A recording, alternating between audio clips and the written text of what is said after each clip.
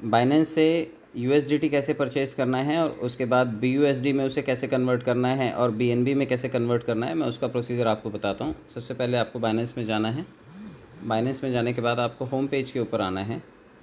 Home page पर आप देखिए सबसे जो मिडल में जो चीज़ें दिखाई दे रही हैं P2P ट्रेडिंग, इसको टच करना है। क्रेडिट कार्ड के बाजू में जो दिखाई दे रहा है, जब आप इसको टच करेंगे तो आपको इस तरह का ऑप्शन आएगा। सबसे ऊपर आपको एक्सप्रेस दिखाई दे रहा है और एक्सप्रेस को अगर टच करते हैं तो P2P दिखाई देता है। तो P2P में आपको सामने रेट्स भी दिखाई देंगे। एक्सप्रेस में डायरेक्टली आप खाली पैसे डालिए और वहाँ से आपको चीज़ें ख़रीदने को मिलेंगी। तो देखिए यहाँ पे कई सारे ऑप्शंस हैं बाय करने के लिए। आप USDT ख़रीदिए, BTC ख़रीदिए, BUSD ख़रीदिए, BNB ख़रीदिए, कुछ भी ख़रीदिए, लेकिन सबसे सरल होता है और सबसे डिस्काउंटेड होता है वो है USDT। तो आपको USDT परचेज़ करना है। मैं यहाँ पर परचेज़ करता हूँ।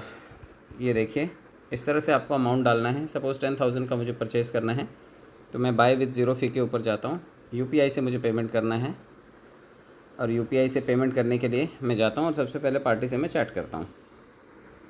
सबसे पहले आपको ये चैटिंग ज़रूर करनी है, क्योंकि सामने वाला जगह पर है या नहीं आपको पता होना चाहिए। अगर वह अलाउ करता है, क्योंकि समय 15 मिनट का ही होता है। आप ऊपर देखिए टाइमर स्टार्ट हो गया। अगर 15 मिनट में ये डील नहीं होती है तो ऑटोमेटिक कैंसिल हो जाएगी। तो आपको 15 मिनट का तो मार्जिन लेकर के चलना है।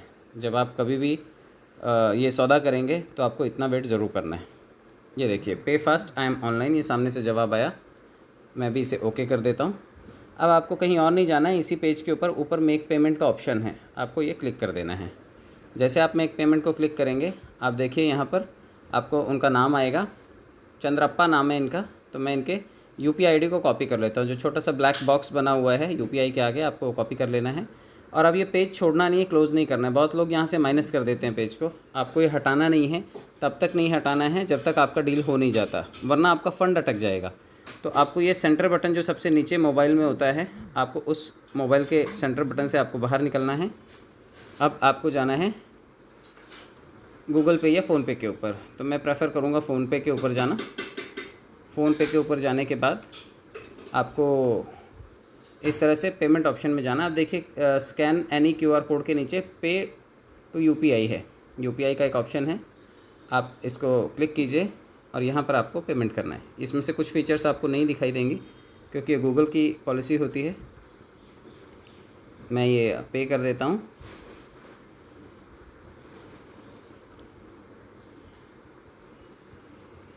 जैसे ये पेमेंट हो जाता है आपको खाली आवाज़ सुनाई देगा और उसके बाद दिखाई देगा।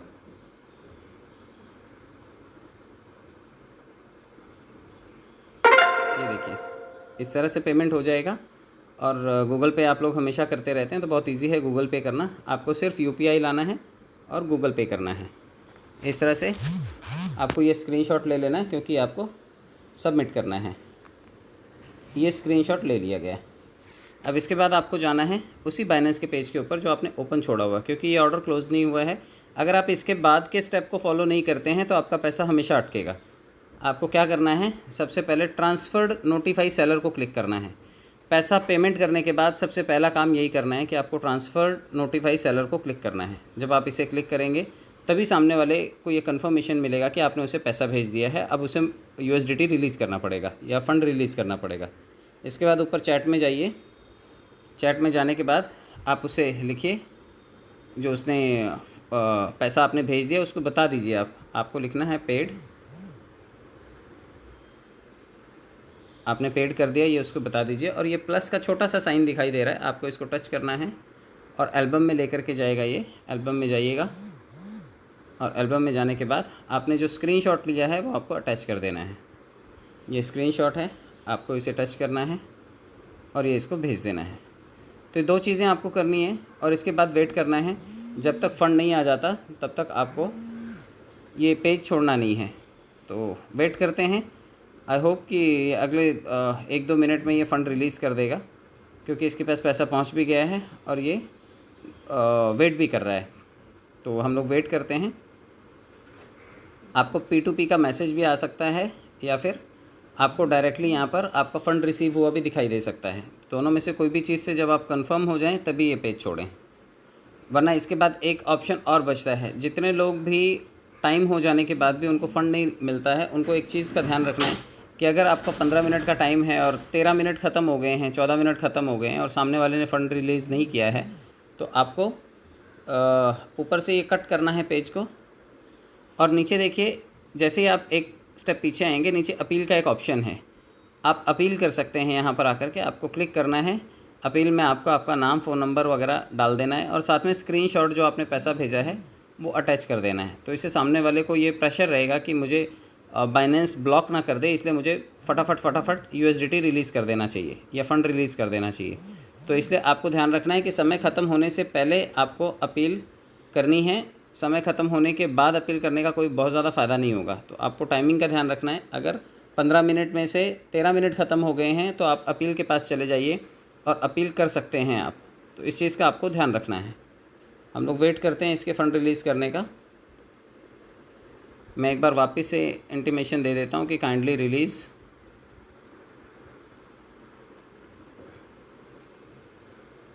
ये मैसेज दे दिया है, अब वेट करते हैं। कई बार सामने वाला क्रॉस कन्फर्मेशन हो चुका है ये ऑर्डर पूरा। ये देखिए, the seller has released 119.13 USDT P2P। Express trading में हमेशा ऐसा होता है कि सामने वाला पैसा अटकाता नहीं है, आपका पैसा फटाफट आपके पास चला आता है। आप देखिए ये P2P सेलर है और उसने ये ऑर्डर कंप्लीट कर दिया है। सुबह 9:05 का है ये, इस तरह से ऑर्डर कंप्लीट हुआ है। तो अब मैं वो पेज छोड़ सकता हूँ, अभी मुझे उस पेज पे रहने की कोई ज़रूरत नहीं है। ये कंफर्मेशन आपको चेक कर लेना है कि या तो आपको मोबाइल पे मैसेज आएगा या फिर आपको कंफर्मेशन यहीं सामने ही आ जाएगा स्क्रीन के ऊपर। तो अब मैं यहाँ से निकल जाता हूँ क्योंकि अभी मेरे पास ये ऑर्डर आ चुका है। ये देखिए, अब मैं यहाँ पर फ्रंट पेज पे आ गया। अभी इसके बाद आपको क्या करना है कि ये फ़ंड आ जाता है लेकिन लोगों को पता नहीं चलता कि फ़ंड आया कहाँ पर है। तो आपको वॉलेट के ऊपर जाना है सबसे नीचे और फंडिंग में जाना है, क्योंकि ये पैसा आपके फंडिंग में आकर के पड़ा हुआ है। तो आपको फंडिंग में जाने के बाद ट्रांसफ़र के ऑप्शन पे जाना है, डिपॉजिट, विड्रॉल और ट्रांसफ़र। यहाँ पे जाने के बाद ये BTC है उसकी जगह आपको USDT टच करना है और मैक्सिमम को टच करना है। देखिए यही उसने रिलीज़ किया है, इसको कंफर्म कर देना है। आपको ध्यान रखना है फंडिंग में पड़ा हुआ पैसा स्पॉट वॉलेट में लाना पड़ेगा, उसके बाद ख़रीदारी आप कर सकते हैं। तो USDT लिया है हमने, मैक्सिमम कर दिया और नीचे से कंफर्म ट्रांसफ़र कर दिया। आप ये देखिए, अब ये फ़ंड हमारे मेन वॉलेट में आ चुका है। यहाँ पर आप देखिए ये $119 और मेरे पास थोड़ा बहुत पहले पड़ा था, तो ये $120 यहाँ पर दिखाई दे रहा है। तो ये आपको करना है।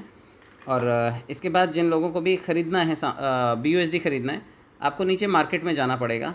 सबसे नीचे मार्केट में जाइए और सबसे ऊपर ऑप्शन है सर्च का, आप यहाँ सर्च करिए BUSD और आप BUSD ख़रीद सकते हैं यहाँ से।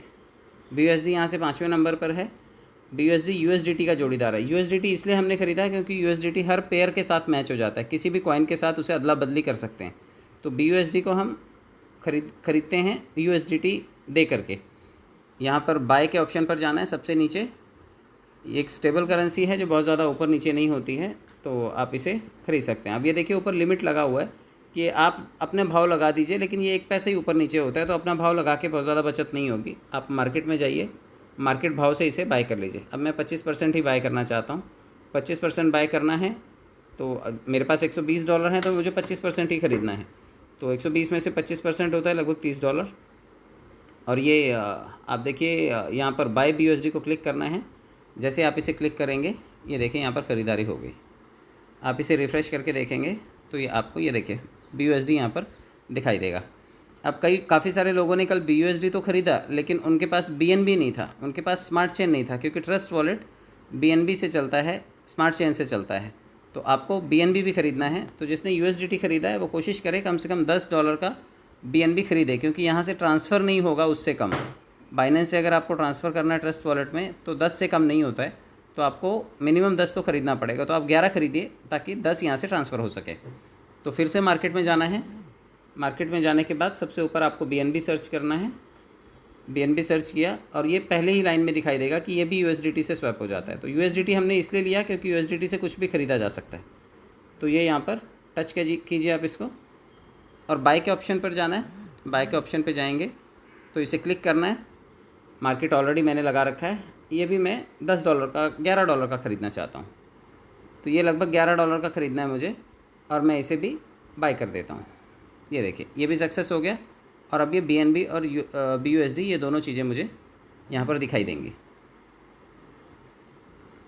ये देखिए नीचे BNB दिखाई दे रहा है, मैंने $11 का लिया तो कुछ कटिंग होकर के $10.84 का मुझे ये मिला है। तो इसलिए आपको ध्यान रखना है कि जब भी BNB आप परचेज़ करेंगे तो कम से कम $11 का आप ज़रूर ख़रीदिए, ताकि कुछ कॉस्ट कटिंग होने के बाद भी 10 साढ़े 10 डॉलर बचे, वरना वो ट्रांसफ़र नहीं कर पाएंगे आप।